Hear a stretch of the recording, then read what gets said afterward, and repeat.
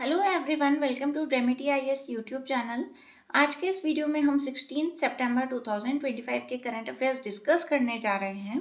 अगर आप UPSC civil services exam के लिए प्रिपेयर कर रहे हैं या फिर आप यूपीएससी के थ्रू कंडक्ट किए जाने वाले दूसरे एग्जाम्स जैसे कि सीएपीएफ, सीडीएस या ईपीएफओ के लिए प्रिपेयर कर रहे हैं, तो भी ये वीडियो आपके लिए बहुत ही इंपॉर्टेंट है, बहुत ही बेनिफिशियल है।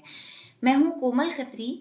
स्टार्ट करते हैं आज का वीडियो, लेकिन मैं चाहूंगी कि अगर उससे पहले आपने अभी तक हमारे चैनल को सब्सक्राइब नहीं किया तो प्लीज पहले चैनल को सब्सक्राइब कर लें ताकि हर एक वीडियो का लेटेस्ट नोटिफिकेशन आपको मिलता रहे। सबसे पहले बात करेंगे मैंग्रोव्स के बारे में।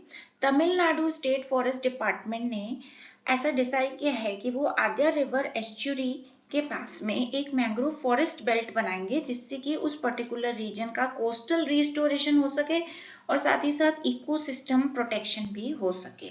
मैंग्रोव्स एक ट्रीज होते हैं जो कुछ इस प्रकार के दिखते हैं, आप देख सकते हैं यहाँ पिक्चर में। ये बेसिकली कोस्टल इकोसिस्टम्स में पाए जाते हैं और सॉल्ट टॉलरेंट ट्रीज होते हैं, यानी कि पानी में अगर सॉल्ट कंटेंट बहुत ज्यादा है तो उसको भी ये टॉलरेट कर लेते हैं और ये डैमेज नहीं होता है इनको, ये आसानी से वहां पे थ्राइव कर जाते हैं। मेनली वर्ल्ड के कौन कौन से रीजन्स में मैंग्रोव्स पाए जाते हैं, तो जो ट्रॉपिकल और सब ट्रॉपिकल रीजन्स हैं वहाँ के इंटरटाइडल जोन्स में मैंग्रोव्स पाए जाते हैं और ये बहुत ही अच्छे से अडेप्टेड होते हैं सलाइन वाटर के लिए या फिर लो ऑक्सीजन एनवायरनमेंट के लिए। मैंग्रोव्स के कुछ कैरेक्टरिस्टिक्स के बारे में बात करेंगे। सबसे पहले सॉल्ट टॉलरेंस। मैंग्रोव्स के पास कुछ ऐसा रूट स्ट्रक्चर होता है, स्पेशलाइज्ड रूट स्ट्रक्चर होता है जो कि सॉल्ट फिल्टरिंग रूट से बना होता है, यानी कि इनकी रूट्स जो वाटर एब्सॉर्ब करती हैं तो वो वहीं पे सॉल्ट को फिल्टर कर देती हैं, सॉल्ट को एब्सॉर्ब ना करके सिर्फ वाटर को एब्सॉर्ब कर लेती हैं। साथ ही साथ सॉल्ट एक्सक्रीटिंग लीव्स होते हैं, यानी कि अगर प्लांट में सॉल्ट कंटेंट ज्यादा है तो वो लीव्स के थ्रू एक्सक्रीट हो जाता है, जिससे कि प्लांट में सैलिनिटी लेवल्स को मैनेज किया जाए। नेक्स्ट इंपॉर्टेंट कैरेक्टरिस्टिक होता है मैंग्रोव्स का, वो है एरियल रूट्स यानी न्यूमेटोफोर्स। ये जो रूट्स होती हैं बेसिकली ये हम कह सकते हैं एयर में होती है यानी हवा में होती हैं, और इससे क्या होता है कि नॉर्मल केसेस में जो वाटर लॉक्ड सॉइल है जहाँ पे मैंग्रोव्स हैं वहां पे रूट्स रिस्पायर करने में उनको बहुत ही प्रॉब्लम होती है, तो इसके लिए एरियल रूट्स के थ्रू रेस्पिरेशन इजीली हो जाता है। ठीक है, ये चीज आपको ध्यान रखनी है। साथ ही साथ प्रॉप रूट्स, ये रूट्स क्या करती हैं बेसिकली टाइडल वेव्स और स्टॉर्म्स की वजह से अगर जो प्लांट को इनस्टेबिलिटी हो सकती है तो उसके लिए स्टेबिलिटी प्रोवाइड करने का काम करती हैं ताकि प्लांट अपनी जगह पे स्ट्रांगली टिका रह सके। Next is vivipary. विविपेरी में क्या होता है बेसिकली कि जो सीड है वो प्लांट से अटैच होते हुए ही जर्मिनेट हो जाता है, क्योंकि ये सलाइन वाटर्स में होते हैं मैंग्रोव्स, और सलाइन वाटर के अंदर अगर सीड गिर जाए तो उसका जर्मिनेशन एक बहुत ही चैलेंजिंग काम हो सकता है, हम कह सकते हैं। तो इससे ओवरकम होने के लिए ये प्लांट जो है विविपेरी कैरेक्टरिस्टिक अपने पास बनाए रखता है। नेक्स्ट इज कार्बन सिक्वेस्ट्रेशन, यानी कि इन्वायरमेंट में जो एक्स्ट्रा कार्बन अवेलेबल है उसको सिक्वेस्टर करने का काम करना, जिससे कि क्लाइमेट चेंज को मिटिगेट किया जा सके। इंडिया में कहाँ कहाँ पे मैंग्रोव्स पाए जाते हैं, तो सुंदरबंस में, फिर आपके महानदी गोदावरी और कृष्णा रिवर के डेल्टाज में, then Pichavaram mangroves, Bhitarkanika mangroves पाए जाते हैं उड़ीसा में, then gulf of Kutch Gujarat में मैंग्रोव्स पाए जाते हैं, और अंडमान एंड निकोबार आइलैंड्स और लक्षद्वीप में मैंग्रोव्स मेजरली पाए जाते हैं भारत के अंदर। Next news is about INS Trikand. INS Trikand basically एक गाइडेड मिसाइल फ्रिगेट है और ये तलवार क्लास को बिलोंग करती है। इंडियन नेवी में ये 2013 में आई थी और इसका जो मैन्युफैक्चर हुआ था वो कैलिनिनग्रैड रशिया में यांतर शिपयार्ड में हुआ था, और इंडियन नेवी के वेस्टर्न फ्लीट को ये बिलोंग करती है। Next news is about Mauritius. Recently आप अगर न्यूज फॉलो करते हैं तो आपको पता होगा कि मॉरिशियस के प्राइम मिनिस्टर नवीन चंद्र रामगुलम भारत आए थे और फाइनली वो अपनी भारत की 4 दिन की विजिट को वाइंड अप करके वापस चले गए हैं। मॉरिशियस की लोकेशन बहुत इंपॉर्टेंट है, आप यहाँ पिक्चर में देख सकते हैं। ये लोकेशन आप अपने एटलस में जरूर मार्क कीजिएगा। मॉरिशियस बेसिकली इंडियन ओशियन में स्थित है और अफ्रीका का जो ये ईस्टर्न कोस्ट के पास में ये स्थित है। इसकी कैपिटल पोर्ट लुइस है। और आप देख सकते हैं अफ्रीका का जो ईस्टर्न कोस्ट है, यहाँ पे मेडागास्कर है। मेडागास्कर के भी ईस्ट में मॉरिशियस आपको देखने को मिल जाएगा। बहुत ही एक छोटी सी कंट्री है और इसका टोटल एरिया जो है वो 2040 स्क्वायर किलोमीटर है। ये बेसिकली एक वॉल्केनिक आइलैंड है और 8 मिलियन ईयर्स पहले ये बना था। यहाँ पे मैरीटाइम सब ट्रॉपिकल क्लाइमेट पाया जाता है और जो कि यूनिफॉर्म रहता है पूरे ही साल। मॉरिशस की लोकेशन बहुत ही ज्यादा इंपॉर्टेंट है, please mark it in your Atlas. Next news is about special investigation team. तो रिसेंटली हमारे देश के सुप्रीम कोर्ट ने एक स्पेशल इन्वेस्टिगेशन टीम बनाई थी। क्यों बनाई थी? क्योंकि रिलायंस ओन्ड वनतारा जो है, वनतारा आप देखते होंगे न्यूज में, एक zoological rescue and rehabilitation centre है जामनगर गुजरात में। तो वहां पे कुछ कंप्लेंट्स आई थी एनिमल्स के एक्विजिशन के रिगार्डिंग, तो उसको देखने के लिए ये एसआईटी का गठन हुआ था। और एसआईटी के जो हेड थे वो थे फॉर्मर सुप्रीम कोर्ट जज जस्टिस जे चेलमेश्वर। और एसआईटी ने पाया गया कि कोई खास स्टैट्यूटरी इरेगुलरिटीज नहीं हुई है। यहाँ पे समझेंगे एसआईटी क्या होती है। बेसिकली एक स्पेशल कमेटी होती है, किसी पर्टिकुलर केस के लिए इसका अपॉइंट किया जाता है और जब वो केस सॉल्व हो जाए तो डिसॉल्व कर दिया जाता है। इसका गठन जब होता है अगर ये लगता है कि जो एग्जिस्टिंग इन्वेस्टिगेटिव एजेंसीज हैं वो अपना काम अप्रोप्रिएटली नहीं कर पा रही हैं, तभी स्पेशल इन्वेस्टिगेशन टीम का गठन किया जाता है, या तो सुप्रीम कोर्ट के द्वारा या किसी स्टेट की गवर्नमेंट के द्वारा। क्या होता है बेसिकली कि कुछ केसेस ऐसे होते हैं जो बहुत ही हाई प्रोफाइल इंडिविजुअल्स के अगेंस्ट होते हैं और ऐसा डाउट होता है कि वो शायद इन्वेस्टिगेशन में इम्पैक्ट डाल सकते हैं, इंटरफेयर कर सकते हैं, बायसनेस करवा सकते हैं किसी तरह से, तो एसआईटी का गठन होता है। और यहाँ पे बेसिकली जो इसमें मेंबर्स होते हैं वो बहुत ही ट्रेन्ड लॉ एनफोर्समेंट ऑफिसर्स होते हैं जो बहुत अच्छे से स्पेशलाइज्ड होते हैं in investigating complex crime incidents. Bharat का जो कॉन्स्टिट्यूशन है उसमें ऐसा कोई लॉ कोई रूल नहीं है कि किस तरह के केसेस ही एसआईटी को दिए जाने हैं।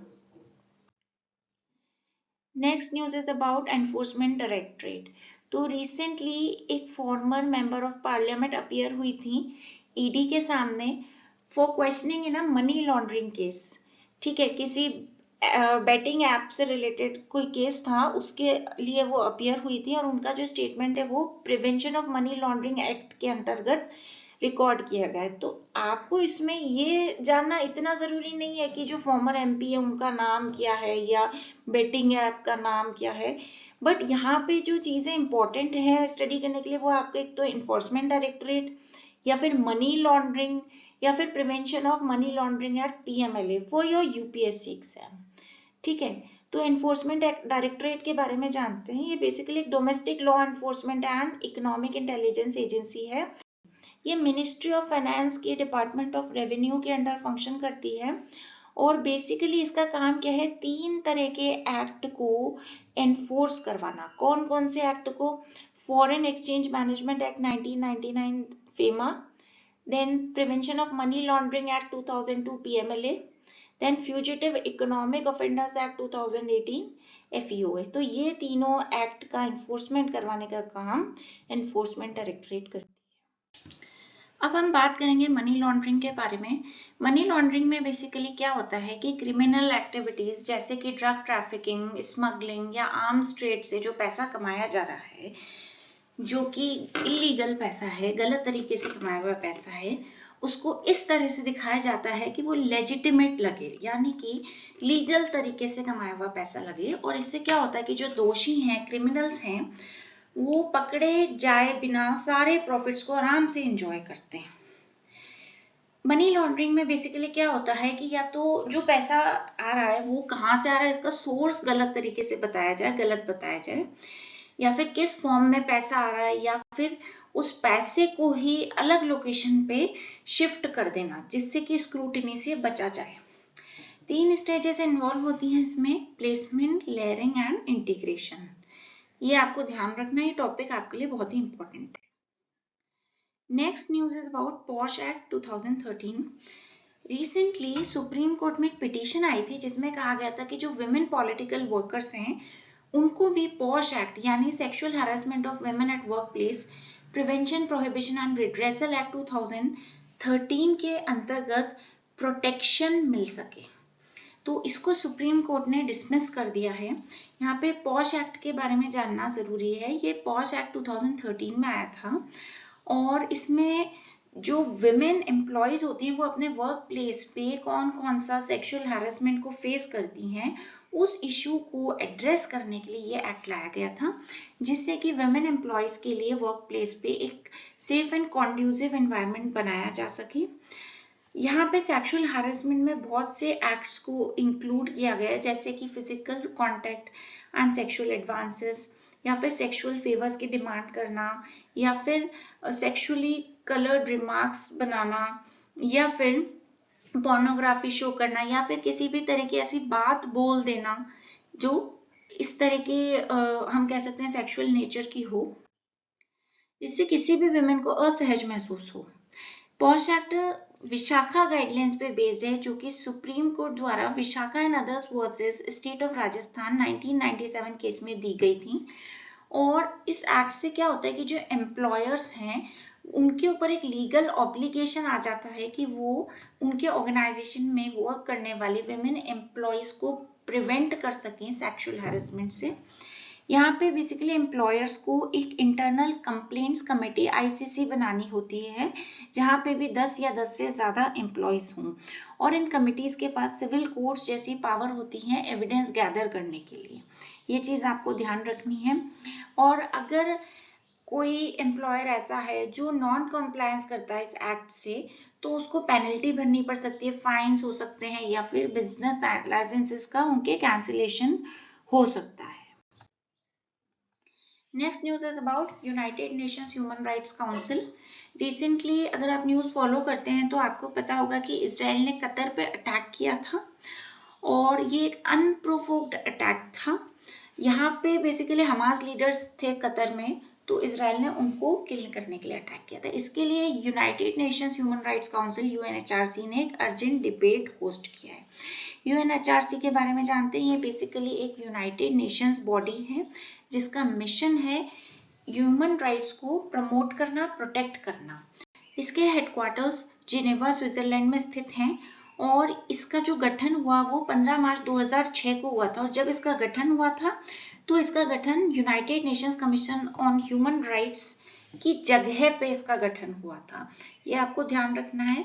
किसी भी तरह के ह्यूमन राइट्स हो, जैसे freedom of association and assembly, freedom of expression, freedom of belief and religion, women's rights, LGBT rights and rights of racial and ethnic minorities, तो इन सभी तरह के राइट्स को प्रोटेक्ट करने का काम यूएनएचआरसी करता है। इसके जो मेंबर कंट्रीज हैं, अगर उन वहां पे इन सब राइट्स की ब्रीच हो रही है तो उसके अगेंस्ट इन्वेस्टिगेशंस भी कंडक्ट करता है।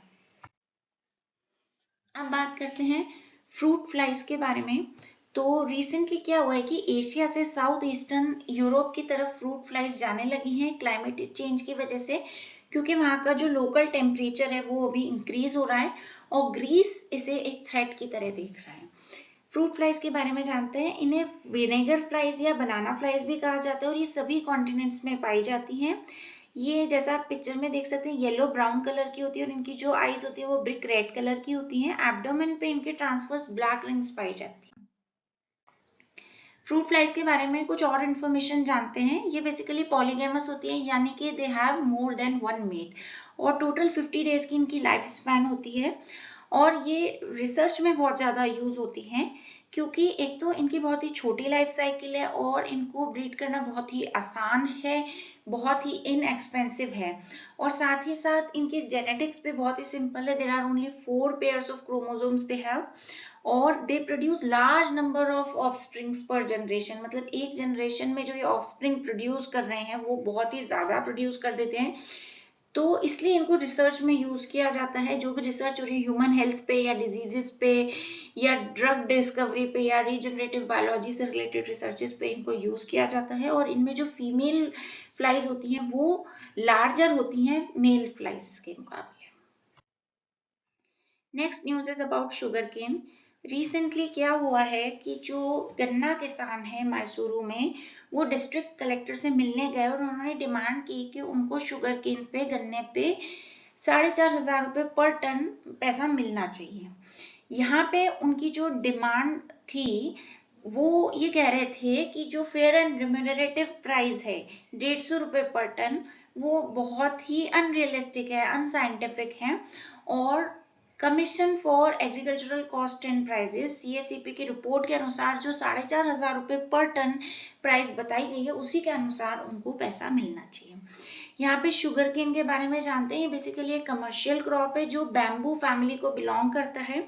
और शुगर केन का जो जूस होता है वो आपके शुगर, गुड़ या खांडसरी बनाने में उपयोग किया जाता है। शुगर केन कल्टीवेशन के बारे में जानेंगे। ये बेसिकली एक ट्रॉपिकल क्रॉप है, हॉट एंड ह्यूमिड क्लाइमेट में जनरली उगाई जाती है और जनरली ये 10 से 18 महीने लेती है मैच्योर होने के लिए।